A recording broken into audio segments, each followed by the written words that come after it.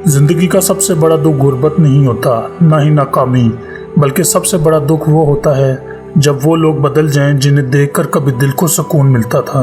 कुछ लोग लफ्ज़ों से ज़ख्म देते हैं और कुछ लोग अपने रवैये से, लेकिन सबसे ख़तरनाक वो खामोशी होती है जब कोई अपना आप को नज़रअंदाज करना शुरू कर दे।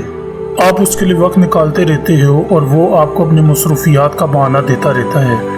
आप उसे अपनी ज़िंदगी का अहम हिस्सा समझते हो और वो आपको अपनी आदत भी नहीं समझता।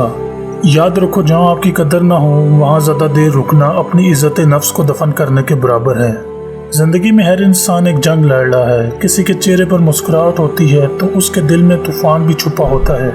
इसलिए अपने दुख हर किसी को मत सुनाया करो, क्योंकि आज की दुनिया में लोग मरहम कम और नमक ज़्यादा रखते हैं। कुछ लोग आपकी अच्छाई को मोहब्बत नहीं बल्कि आपकी कमज़ोरी समझने लगते हैं।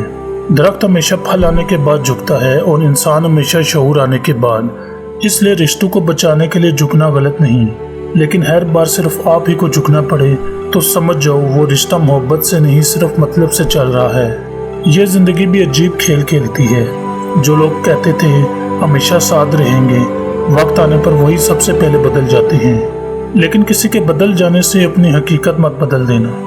अगर माजी के दुख उठाकर चलते रहोगे तो हाल भी ज़ख्मी हो जाएगा, और अगर इन ज़ख्मों से सीख लोगे तो यही दर्द एक दिन तुम्हारी ताकत बन जाएगा। याद रखो, पत्ते जब तक दरख्त से नहीं गिरते नए पत्ते नहीं आते।